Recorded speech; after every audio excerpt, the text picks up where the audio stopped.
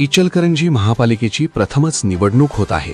या पार्श्वभूमीवर आयुक्त पाटील यांनी पत्रकार परिषद घेऊन निवडणूक कामकाजाची माहिती दिली। निवडणुकीसाठी 1 जुलै 2025 रोजीची इचलकरंजीची 2,48,907 अंतिम मतदार यादी निश्चित केली आहे।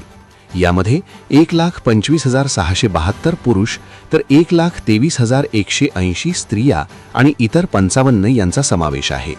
ही मतदार यादी गृहीत धरून मतदार प्रक्रिया राबवण्यात येणार आहे। विभागीय आयुक्तांच्या आदेशानं 6 निवडणूक अधिकाऱ्यांची आणि उमेदवाराच्या खर्चावर नियंत्रणासाठी स्वतंत्र 4 भरारी पथकं, 4 स्थिर पाहणी पथकं आणि 4 चित्रीकरण पथकं कार्यरत असणार आहेत।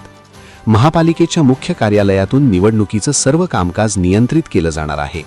तर निवडणुकीसाठी जुनी महापालिका इमारत, राजर्षी शाहू महाराज पुतळ्याजवळ भारत माता विद्या मंदिर, सरस्वती विद्यालयाजवळील बाळासाहेब माने भवन आणि शहापूरमधील महापालिकेच्या शाळेजवळ राजीव गांधी विद्या मंदिर अशी 4 विभागीय कार्यालये सुरू राहणार आहेत।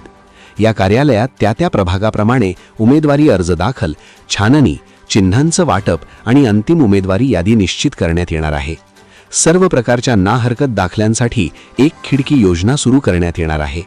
निवडणुकीसाठी ऑफलाईन उमेदवारी अर्ज भरता येणार आहेत। मतदानासाठीचं साहित्य वाटप, मतमोजणीचं कामकाज राजीव गांधी भवन इथं होणार आहे। मतदान केंद्र, विभागीय कार्यालय आणि मतमोजणीच्या ठिकाणी सीसीटीव्ही कार्यरत असणार आहेत। महापालिकेत निवडणूक माहिती संदर्भातील पुस्तिका आणि अंतिम मतदार यादी विक्रीसाठी ठेवली असल्याचं आयुक्त पाटील यांनी सांगितलं। यावेळी अतिरिक्त आयुक्त सुषमा शिंदे, उपआयुक्त नंदू परळकर, अशोक कुंभार, विजय राजापुरे, नितीन बनगे उपस्थित होते।